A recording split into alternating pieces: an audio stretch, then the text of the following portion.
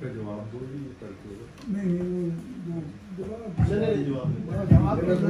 अस्सलाम वालेकुम। सवाल उठाने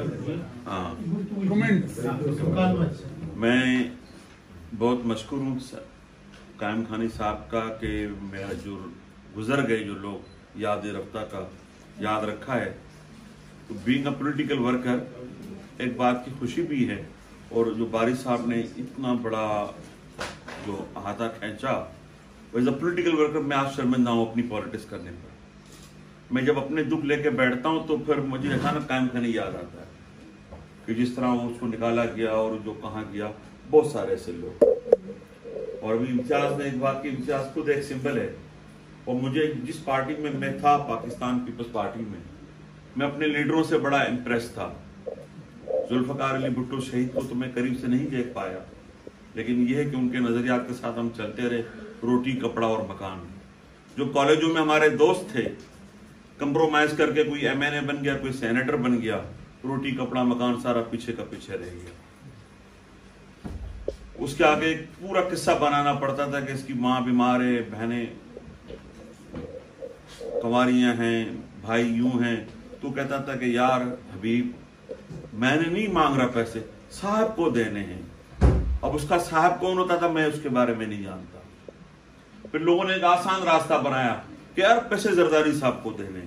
फिर बीच में टप्पी साहब आ गए, फिर बीच में रहमान मलिक आ गए।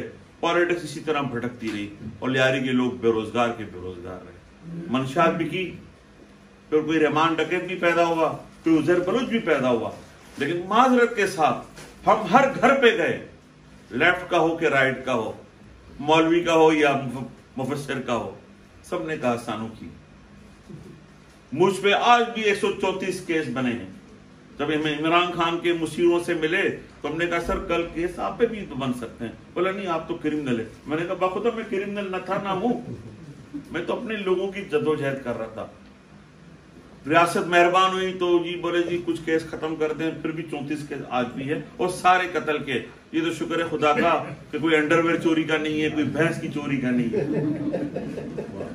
हमें रियासत ने कहा कि सबका सरगुना यही है।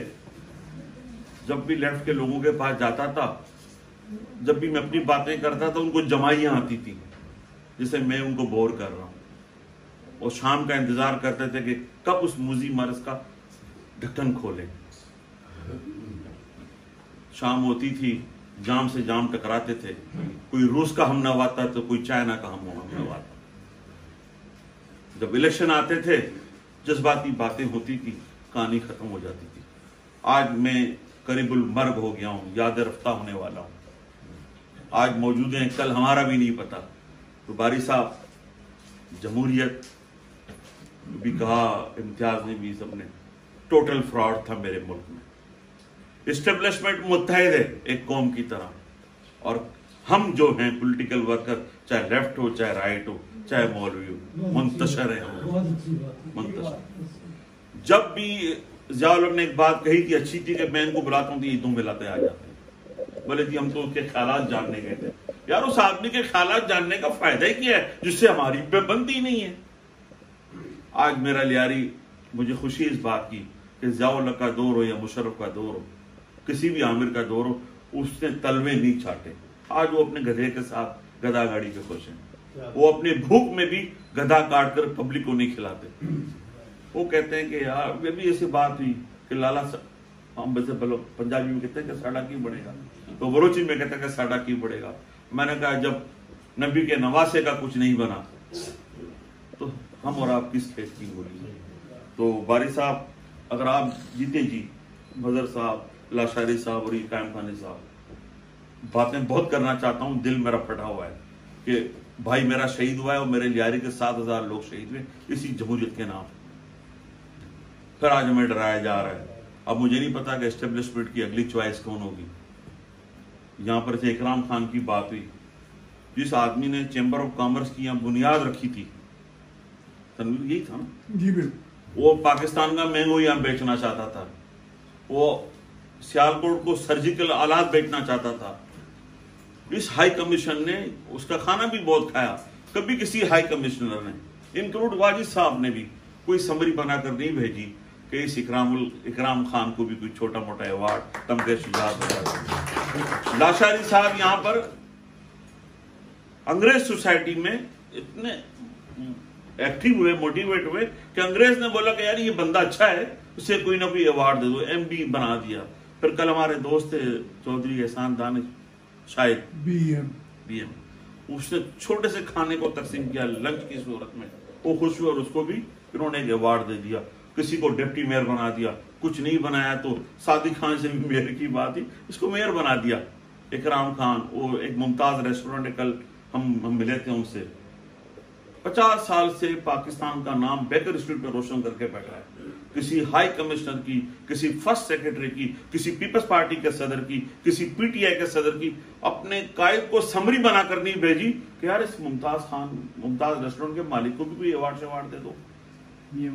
मियां मुनव्वर कुरैशी साहब, ऐसे बेशुमार लोग थे। पीपल्स पार्टी चाहती है, अगर इस साथी में लफ्ज को तो बड़ा नहीं मानिएगा, आप आज जिसे लोग डिसेबल कहते हैं, जिन पे बड़ा ही अंग्रेज सोसाइटी में उसका बड़ा वो है। इस शख्स ने अपना घर छोड़ा, यूनिवर्सिटी से निकलते लीबिया कहां से होते होते यहाँ आया, किसी पीर मजर ने, किसी निसार खोड़ो ने, किसी अदी फरियाल ने कायम खानी को बुला के अवार्ड नहीं दिया कि भाई इसने भी जमहूरियत के लिए एक टांग से कितनी मेहनत की है। और हम फिर कहते हैं कि जिए बना। और आज मेरे दोस्त जो NSA में होते थे, बड़ी बड़ी बातें करते थे, नहीं भाई खुदा की कसम, मैंने कहा यार फलाना बंदा है, उसके बाप पे सन को टिपे दे दो, तो कहता है यार वो मिनिस्टर एक्साइज वो पैसे मांगता है। अभी मैंने कहा यार 1 लाख मैं दे देता हूँ पेट काट के, 2-3 लाख तू ही दे दे। उसको नौकरी नहीं मिली। रहमान डकैत को मैं सलाम करता हूँ। जब हमारे मामला तय हो रहे थे ना बारिश साहब, तो रहमान ने कहा हबीब जान तुमको पावर है, लोग उसे डकैत कहते थे। जब मैंने सारे मौजूदीन को मिलाया उस डकैत के साथ, तो खुदा की कसम ला इलाहा इल्लल्लाह मोहम्मद रसूलुल्लाह, मुझे वो डकैत जरदारी से बड़ा अच्छा लगा, मियां साहब से अच्छा लगा, और मुझे रहमान मलिक से अच्छा लगा। 3,500 नौकरियां हमारी बार्गेनिंग हुई तनवीर भाई, और 3,500 नौकरियां गरीबों में तकसीम हुई है बगैर किसी पैनिक के। जावेद बड़ा मैं यानी कि मुझसे सब पॉलिटिकल वर्कर जो नारे लगाता रहा, भूख हड़ताल करता रहा, पता नहीं यूनाइटेड नेशन के बाहर, अमेरिका के बाहर, और मुझे रहमान डकैत की पनाह में जाना पड़ा। तो ज्यादा जमहूरी था, ज्यादा डेमोक्रेटिक था। खुदा की कसम अगर रहमान डकैत ना होता तो अल्ताफ भाई ने कराची भेज देना था। तो सर हम कहाँ खड़े? आज रजा रब्बानी रोते हैं पार्लियामेंट में, अयान अली से लेकर इमरान खान तक, लतीफ खोसा, जब उनके मफादात की बात आती है तो वो कहां जाते हैं? इमरान खान के पास के जरदारी को मैं ब्लैकमेल करूं। रजा रब्बानी भी कुछ कहते हैं, तुम्हें किसी गरीब वर्कर के लिए रोना नहीं आया। आज कोई पॉलिटिकल वर्कर कह सकता है कि उसको नौकरी पीपल्स पार्टी बेनजीर भुट्टो की तरह BA कुरैशी को बैठा के नौकरी देगी? कोई नाहिद खान भी अब नहीं है, मुनव्वर सरवर की भी नहीं है कि समरी बना के बीबी को हाथ में दे देगा। अब तो सारे माल बनाओ तहरीके, वजीर किया कि मुशीर किया, मेरी अपनी क्लास किया। तो सर लेफ्ट अभी कहा बड़ा कसूरवार है, शाम की महफिलें करो, हफ्ते में 1 बार करो। शाम की महफिलें भी होनी चाहिए, जिंदगी के लिए जरूरी है। रोज रोज मुजी का सर कुचलना भी अच्छा नहीं है। कादरी साहब कहते थे, सिद्दुल्लाह कादरी, अल्लाह उनको गरी के रहमत करे, बोलता है ये रोज रोज की महफिलें जो है ना, उसने लेफ्ट का बेड़ा गर्क कर दिया। कादरी साहब भी बेचारे चले गए अपनी राह पर, और वाजिद साहब जैसे, आखिरी बात कहूंगा, मरने वाले की तो बात नहीं करनी चाहिए। अगर वाजिद साहब भी यहाँ चाहते ना तो यहाँ पे लेफ्ट का दरख्त बड़ा तनावर होता, लेकिन वो भी जरदारी को खुश करने में कभी कभी बहुत सारी गलतियां कर गए थे। अल्लाह उनका आसानी करे, किसी और को मौका मिले तो पर्दे के पीछे से वारदातें कर लिया करो, ताकि जरदारी भी खुश और साड़ा बंदा भी खुश। पाकिस्तान जिंदाबाद।